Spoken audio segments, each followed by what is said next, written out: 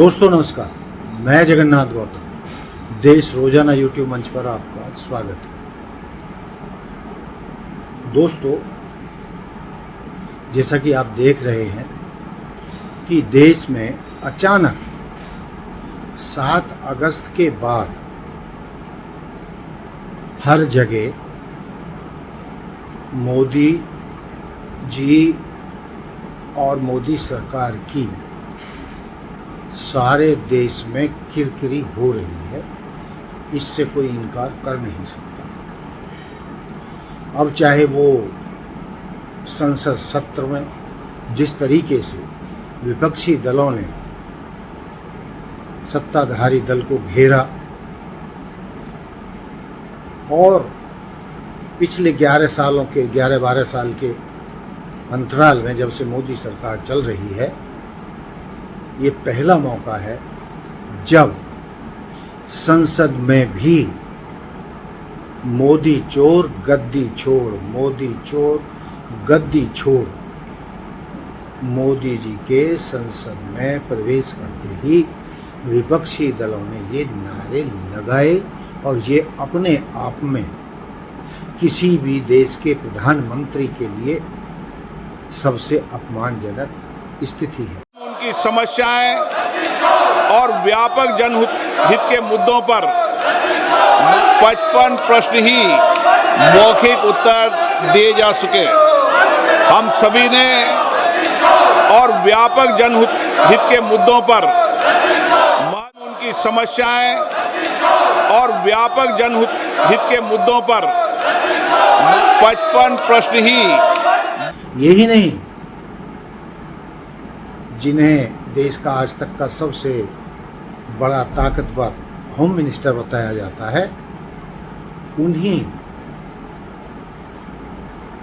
अमित शाह जी के मुंह पर बिल के टुकड़े फाड़कर मोदी जी के मुंह पर मारे। और इस अवसर पर दोनों नेताओं की स्थिति देखने लायक थी। यही नहीं, जिस तरीके से राहुल गांधी की प्रेस कॉन्फ्रेंस के बाद जो उन्होंने चुनाव आयोग पर बम फोड़ा था, उसके बाद ऐसा लगता है कि पूरे देश में मोदी जी के खिलाफ एक लहर उठ गई है। और बिहार में जिस तरीके से जबरदस्त समर्थन राहुल गांधी और आरजेडी की रैली को, यात्रा को समर्थन मिल रहा है, उससे तो अटकलें यही लगाई जाने लगी हैं कि इस बार एनडीए का बिहार में चुनाव जीतना लगभग नामुमकिन है, यदि चुनाव आयोग ने कोई गड़बड़ी नहीं की तो। यानी यदि वोटों की चोरी नहीं हुई तो ये निश्चित है कि बिहार में इस बार भाजपा और एनडीए का सफाया हो जाएगा। नीतीश जी की राजनीति का भी बिहार में एक तरीके से अंत हो जाएगा। तो दोस्तों, कहने का तात्पर्य ये है कि ये स्थिति कोई एक दिन में नहीं है। इसके लिए लोगों ने वर्षों उनको जज किया है कि मोदी जी क्या कर रहे हैं और उनके कितने वादे पूरे हो रहे हैं और कितने अधूरे। तो यदि हम बीच में ब्रीफ में बताएं तो जो पूरे देश के विद्वानों में, निष्पक्ष मीडिया में, सोशल जगत में, सोशल मीडिया पर जो चर्चाएं चल रही हैं, गहन चर्चाएं चल रही हैं, वो यही है कि ये जो कुछ वोट चोर गद्दी छोड़ के नारे लग रहे हैं, इसके लिए सिर्फ और सिर्फ मोदी शाह ही जिम्मेदार। और सबसे बड़ी बात जो मैं कहना चाह रहा हूँ, अब तो लोगों को ये विश्वास हो चला है और ये मानकर चल रहे हैं कि 2019 में भी भाजपा चुनाव हारी थी, 2024 में भी भाजपा बहुमत में नहीं रही और उसने वोट चोरी करके सत्ता हथिया है। सबसे बड़ी बात क्या है, वो ये है कि लोग कह रहे हैं कि यदि कोई सिस्टम हो और 2019 के चुनावों की भी मतगणना ईमानदारी से दोबारा की जाए तो 2019 में भी भाजपा चुनाव हारी थी। और इसी तरीके से जो पिछले वर्ष जो चुनाव हुए थे उसमें तो अब साफ हो ही रहा है कि जहां अब की बार 400 पार के नारे लग रहे थे, भाजपा 240 पर अटक गई, बहुमत से नीचे आ गई और उसे चाहे अनचाहे एनडीए के कथित साथियों का सत्ता में आने के लिए सहारा लेना पड़ा। तो लोग कह रहे हैं, जनता मांग रही है कि भाजपा 2024 के चुनावों में भी बहुमत से परे तो रही, लेकिन उसने कम से कम 100 सीटों पर वोटों की चोरी करवाई, तब उसकी 240 सीटें आईं। और जानकार मान रहे हैं कि कम से कम 100 सीटों पर हेरा फेरी करके भाजपा के सांसद जीते। यानी 2019 में भी वोट चोरी करके मोदी जी प्रधानमंत्री बने, भाजपा सरकार बनी। इसके अलावा वोट चोरी से हरियाणा में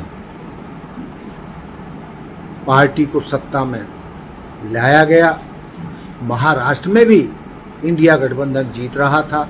यदि आज भी महाराष्ट्र और हरियाणा में वोटों की गिनती कराई जाए तो ये तय माना जा रहा है, जानकार तय मान रहे हैं कि भाजपा की इन 2 राज्यों में भी हार हुई है। यानी यदि वोटों की चोरी ना होती तो हरियाणा में भी कांग्रेस की सरकार होती और महाराष्ट्र में भी इंडिया गठबंधन की सरकार होती। और इसमें कितनी सच्चाई है उसमें मैं नहीं जानता, लेकिन इतना तय है कि केजरीवाल भी ये दावा कर रहे हैं, केजरीवाल की टीम भी ये मतलब दावा कर रही है कि दिल्ली में भी गड़बड़ियां करके भाजपा ने चुनाव जीता है। तो दोस्तों, ये स्थितियां कोई एक दिन में नहीं है, तो मैं इसमें कुछ पॉइंट रख रहा हूं जिनसे शायद आप सहमत होंगे। मोदी जी ने 2016 में जब नोटबंदी की थी तो उन्होंने दावा किया था कि यदि 50 दिन के अंदर अंदर नोटबंदी का असर नहीं दिखा और काला धन वापस नहीं आया और काला धन नहीं पकड़ा गया तो मुझे जिस चौराहे पे चाहो उस पर बुला लेना और देश की जनता मुझे जो सजा देना चाहे दे देना। लेकिन क्या नोटबंदी से काला धन वापस आया? क्या 15-15 लाख रुपए मिले? और ताज्जुब की तो बात यह है कि जितना काला मतलब कथित काला धन जमा कराया था उतना बैंकों के माध्यम से वो सारा बैंकों में लौट आया। इसका मतलब काला धन था ही नहीं, जब सारा लौट आया तो वाइट था। कहने के लिए तो मैं इस मुद्दे पर घंटों बोल सकता हूं, लेकिन इतना लंबा वीडियो नहीं बनाया जा सकता। लेकिन इसी कड़ी में ये भी सही है कि काला धन वापस नहीं आया और विदेशी बैंकों में बताया जा रहा है कि कांग्रेस की सरकार के ज़माने से ज़्यादा आज की तारीख में काला धन है और देश का लाखों करोड़ रुपया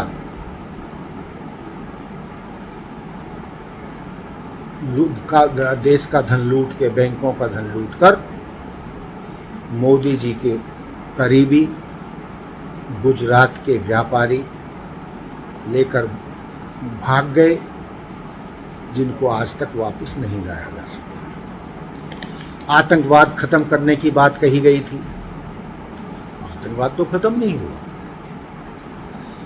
देश में 100 स्मार्ट सिटी बनाने का दावा किया गया था, जिससे कि वो वर्ल्ड क्लास शहर होंगे, जिससे भारत जो विदेशों के शहरों की तरह चमकेगा और वहाँ सारी उच्च कोटि की मूलभूत सुविधाएं होंगी।